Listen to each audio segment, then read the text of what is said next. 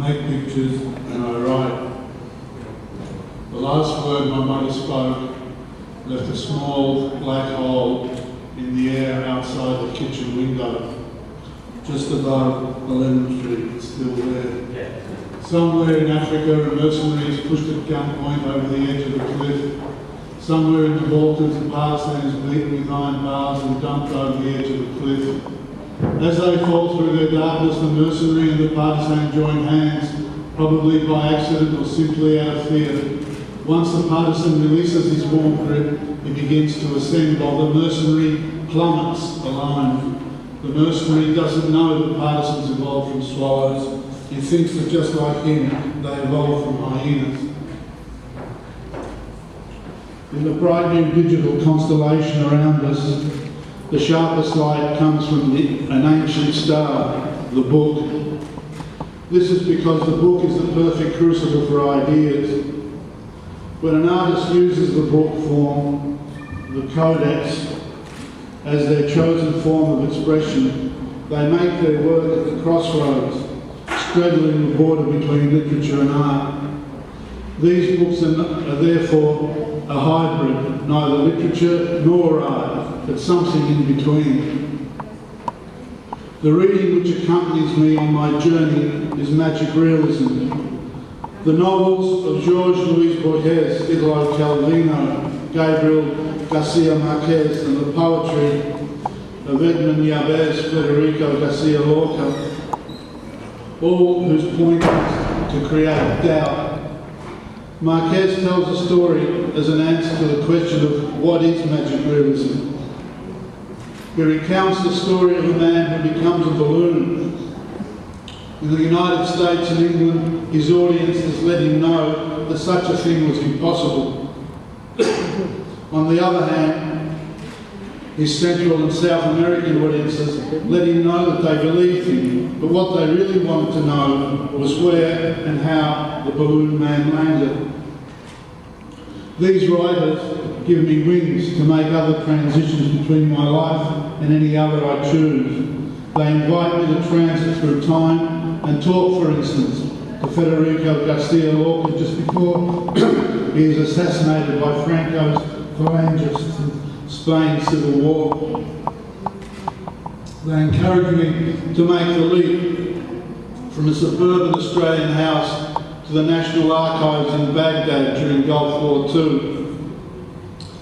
I accept the obligations these journeys bring, because when I open a book and hold it in my hands, it becomes a pair of wings. I take these wings and strap them to my back and make my transitions across time. And I'm confident when I leave the ground, because by now I know, I think best in books. I'm interested in what occurs at the crossroads, because it's there that mythic encounters happen. A bluesman comes out of the Mississippi Delta, a man who can hardly play, sing or write. He travels to the crossroads, sells his soul to the devil, and as a result of the deal, plays, sings and writes the blues like nobody else before or after him. This is Robert Johnson. A young man leaves home so he can avoid the grip of a prophecy. At the crossroads he meets an old man who is as angry as he is. Words are exchanged, swords drawn, and the old man is killed. The young man continues his journey, unaware that it is his father that he has killed. Eventually he settles down, taking his mother as a wife unknowingly. When he learns the truth, he puts out his eyes. The prophecy has been fulfilled. He has killed his father and married his mother. This is Oedipus. At the crossroads, the analog age meets the digital age, and it's here that I stand when I make these books. I borrow from both ages. From the analog age I take leather, acid-free paper, gold, silver tooling, letterpress printing, offset printing, vellum, blocking and literature. From the digital age I take scanning, the Photoshop and Adobe programs, burning onto a disk, research on the internet.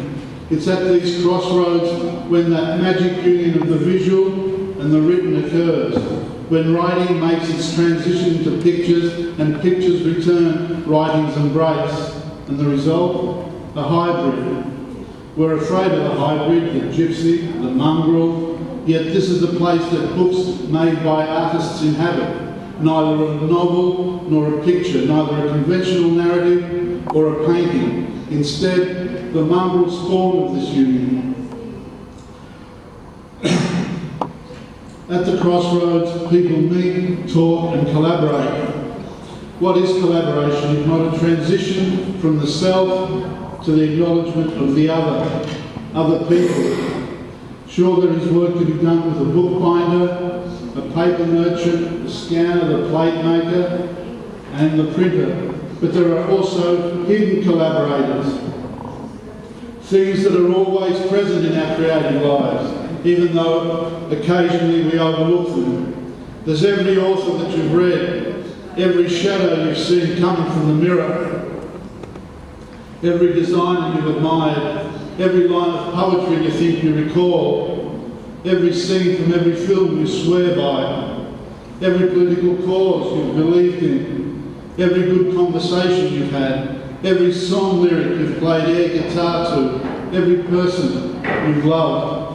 We see what a collaboration is and what it can achieve when we look at again at Picasso and Braque during the Cubist phase. It was Picasso who described them as mountaineers, totally dependent on each other, roped together as they made their transition onto new ground. Sometimes at the crossroads, things can become hazy, unclear. We hear footsteps in the fog. But even there, at the crossroads of the 20th and the 21st centuries, we are no closer to finding a fail-safe definition of what artist books are. 3 cultures, 4 traditions. I'm interested in the traditions that artist books come from. The French tradition draws on the powerful art dealers such as Vallard, Carnweiler, Skirard, Thériard, Ilias, who brokered marriages of convenience for commercial gain. For example, Picasso was married to Tzara, Eloise to Miro, Man Ray to Cocteau, Braque to Eric Satie, De Chirico to Apollinaire. From these marriages came limited edition books with the best quality etchings, lithography and designer binding. This is precious book art at its peak, from the turn of the 20th century to the 1950s. I like to think that artists and their dealers wanted to see how far they could stretch a particular canon of beauty, all the time banking on the belief there were enough wealthy patrons to make these marriages profitable. Their editions were generally less than 100. The German and the Soviet traditions. Here, the emphasis was on content and getting the work out quickly, spreading the theory, proclaiming the manifesto of each movement. Consequently, the books can appear to be flimsy, fragile, even like magazines, if we compare them to the bookworks that came out of the French tradition. But here it's the intelligence that always buoys the work. It can't help it with groups like Die Brücke, the Blue Rider, the Bauhaus crowd, the constructivists, the supremacists, and artists such as Kandinsky, Moholy-Nagy, Franz Marc, Erich Heckel, Herbert Bayer, Malevich, Goncharova, Rodchenko, Mayakovsky and El Lissitzky working together. The Russian books have become particularly lovely now because their paper has browned, their staples have rusted, their potato prints faded, and their sewed-on buttons cracked. Even their foxing has become a major unintended effect. Their editions can run up to 5,000. The American tradition was up to the 70s a cheap imitation of the French. Ed Ruscha and the camera changed that, and the camera was important because it allowed the user to disavow art and adopt the dumbed-down Warhol point of view. Ruscha made a series of small commercially printed books which feature black and white photographs with minimal text. These were exhibited usually by having them hanged from the ceilings of the gallery at different heights. The Marx brothers asked why a duck, and I would like to ask why a book. Willie Sutton was a celebrated American crook. When he was caught and asked why he robbed banks, Willie replied, "Because that's where the money is." Stéphane Mallarmé, the French poet who didn't rob banks, said something similar. He said, "All life exists to end in a book."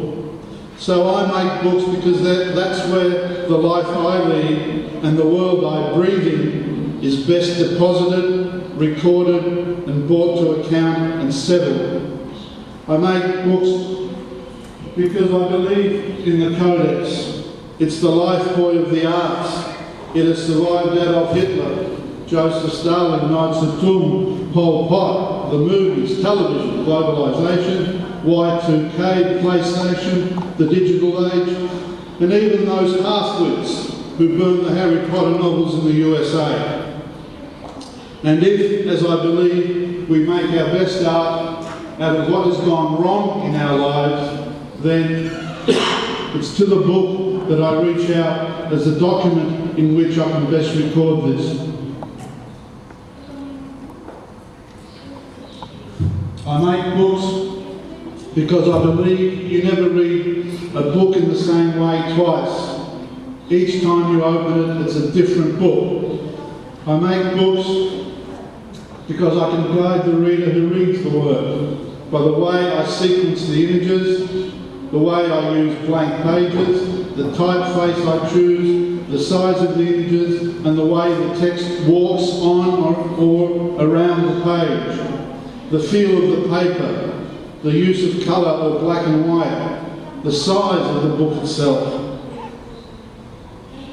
I make books because they are the ideal crucible for ideas. Ideas grow when they're in books, and consequently we're better able to take the world's ambiguity, to face, as Milan Kundera says, not a single absolute truth, but a welter of contradictory truths, to have as one's only certainty the wisdom of uncertainty. The question to ask is there any idea a book can't accommodate?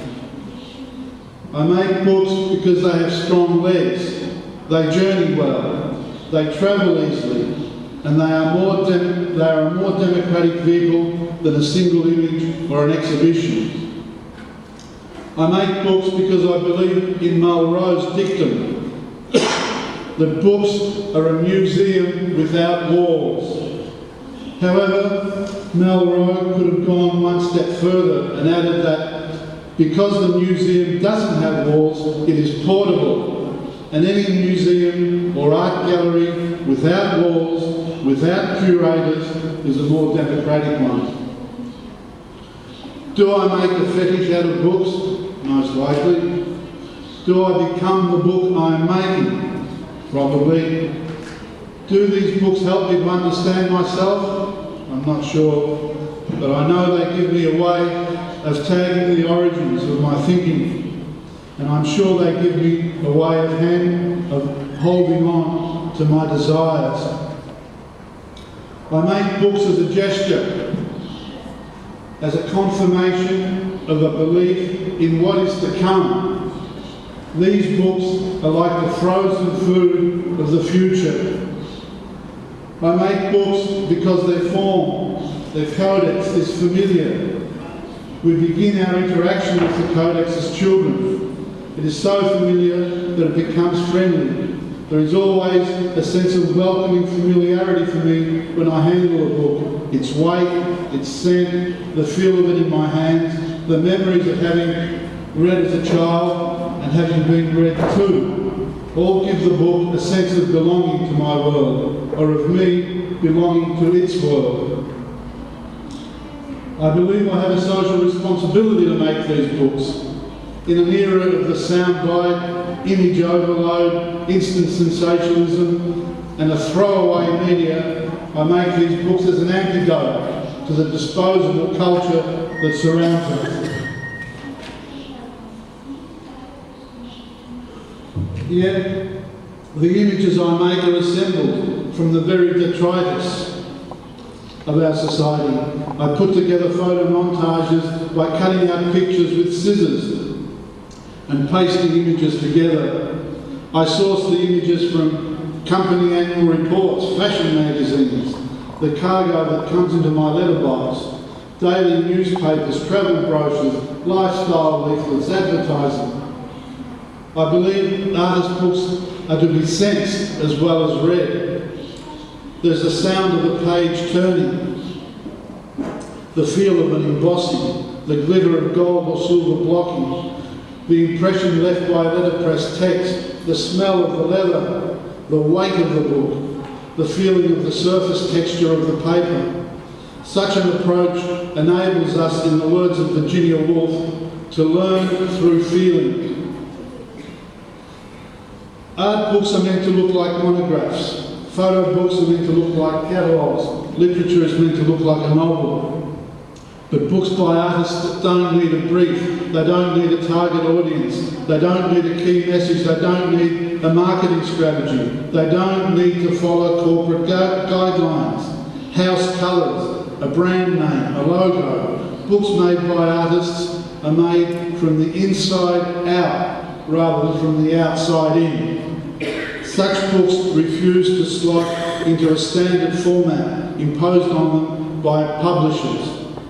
In the face of this flux, they fly an independent flag. These books, unlike most art, should never be autograph objects, like Dali's soft watches, like Tarantino's smart-ass gore, or like Gautier's comic book sadomasochism in fashion.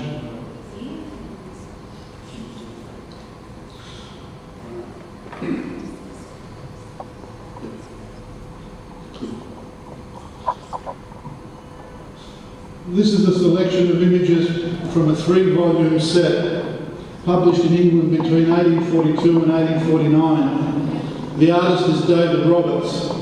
The text is by the Reverend George Crowley. Before the invention of cameras, the great powers sent expeditions into the Middle East to record and describe important sites of Christianity.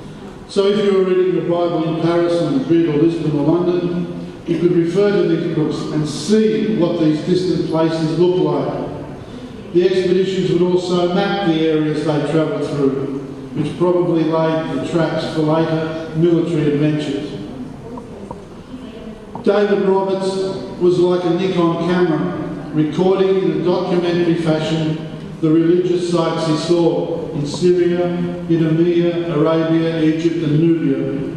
This 3-volume book and the second Gulf War, Shock and Awe, were joined in my imagination when I saw television footage of the looting of the National Museum in Baghdad and the deliberate torching of its 3 libraries, the Aqaf Library, the Saddam Manuscripts Library and the Iraqi National Archives. At this time, Robert Fisk was reporting these events for the Independent newspaper, and I was reading about the vandals who were bussed to these places of culture on 3 consecutive days so they could burn and loot for the sake of CNN's cameras. Fisk reports and David Roberts' expedition were the impetus, and magic realism was the fuel. I strapped on my wings in suburban Australia, ascended, landed and joined Fisk in Baghdad at the National Archives. Fisk grabbed an armful of documents which the looters had brought up from the basement to burn, and I grabbed a folio.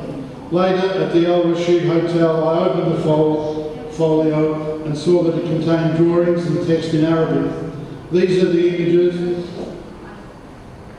and the text, once it was translated, showed that the person who had made the drawings and wrote the text was a young man, Al-Khattab, person of the book, part Jew, part Arab, who was on Roberts' expedition. The young man apparently followed Roberts, picked up the discarded stubs of his pastels and pencils, and quickly and secretly sketched the same scene as the Englishman. Once the expedition concluded, Al-Khattab deposited his text and drawings in the archives in Baghdad, which at the time was a centre of learning. Time passed, and as we all know, the best work in museums, libraries and galleries always ends up in the basement. So when the looters brought this folio out to burn, I intervened, I grabbed it. I was, without knowing it, involving myself in a historical and moral dilemma. What to do with the folio? Do I join the endless line of robbers who have looted their way through the Middle East and kept the folio and sell it in Tokyo or Paris, New York or London? Or do I give it to the first Iraqi I meet and say, keep this, it's part of your history? Or do I publish it and let people see how close to the modern European masters like Joseph Turner, William Blake and Caspar David Friedrich Al-Khattab was? I have left the images exactly as I found them, damaged by insects, dampness, neglected and scarred by time and history. We can see that these images take their cue from those ancient amphora, which, when reconstructed by archaeologists, are seldom complete. Yet the missing or obscured parts not only deepen the mystery, but also offer our imaginations the chance to engage and complete what is not there.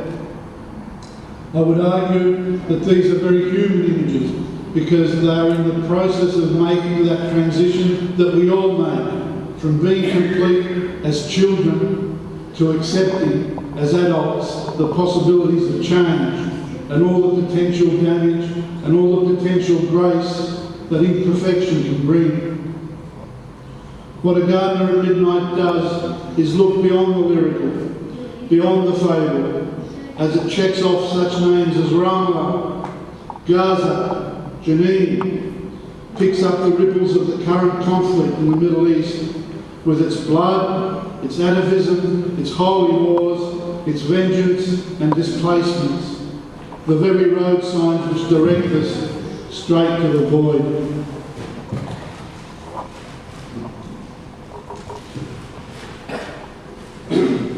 I hope none of these books are finished, because I believe that the end is always the means to a further end. Each story can be told in different ways.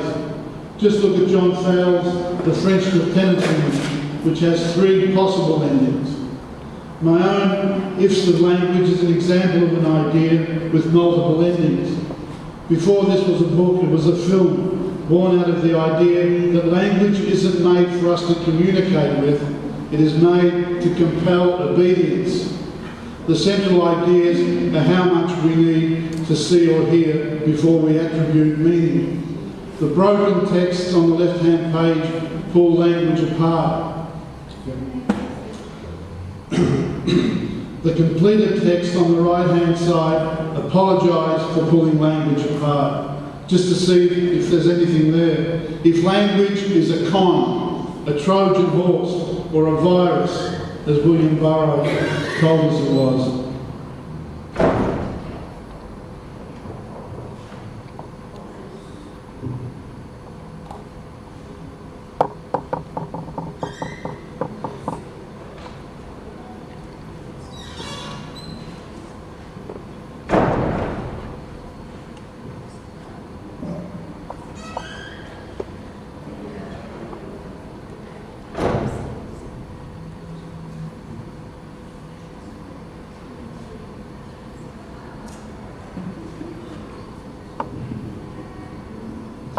Maybe in the end we just have to acknowledge that the great truths, if we're lucky enough to be slapped in the face by them, always turn out to be half-truths, and we're engaged in a constant search for the other half.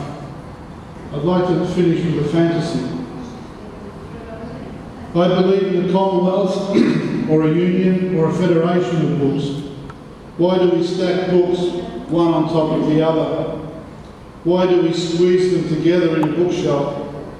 Well, I can tell you. Because arranged in such a fashion, they can pass on their secrets in a global whisper to one another. And if we're good readers, when we read a book, we not only get to hear its story, but we pick up on the echoes and the suggestions that come from all the other books our book has been a neighbour to. Maybe, once the books we have made leave us, they become something better than we imagine, partly because of the other books they've associated with. I would love a librarian or a collector to put one of my books beside a Gutenberg Bible, or next to a first edition of James Joyce's Ulysses, or perhaps even Dostoevsky's Crime and Punishment. I'd like to hear the conversations there in the dark. And the best fantasy of all is that I believe that every book that doesn't have my name on it is a fake.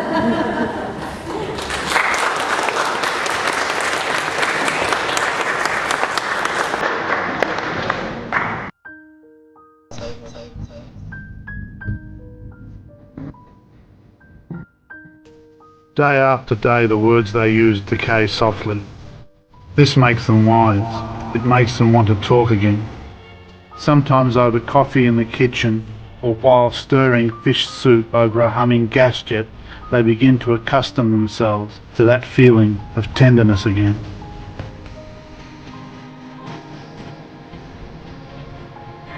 Language opens the same wounds As love.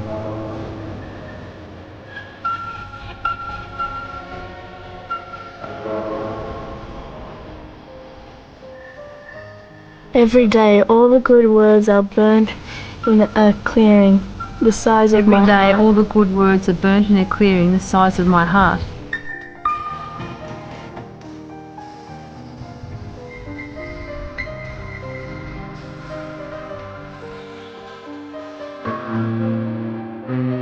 Our joys and our misfortunes Are made from the same words.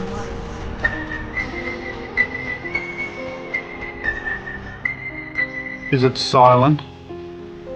is it silent where the future is?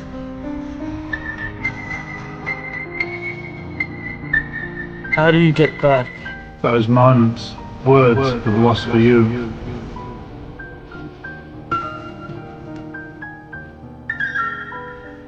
With words still moist From that other world.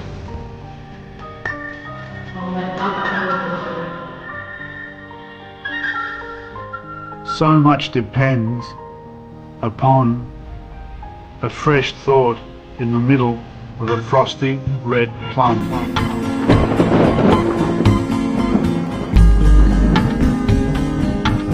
Instead of God, Or the word, the splendor of black.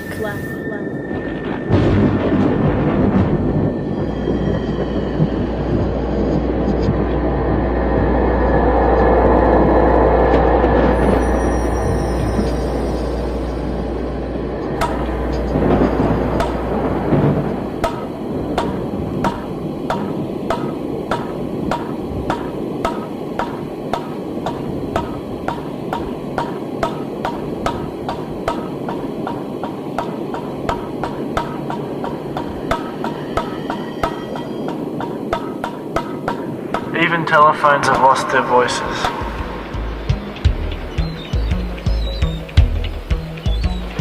Words, Cows, words, cows, words, cows, words, cows, words, cows, words, cows, words, cows, words, cows, words, cows, words, cows, cows, words,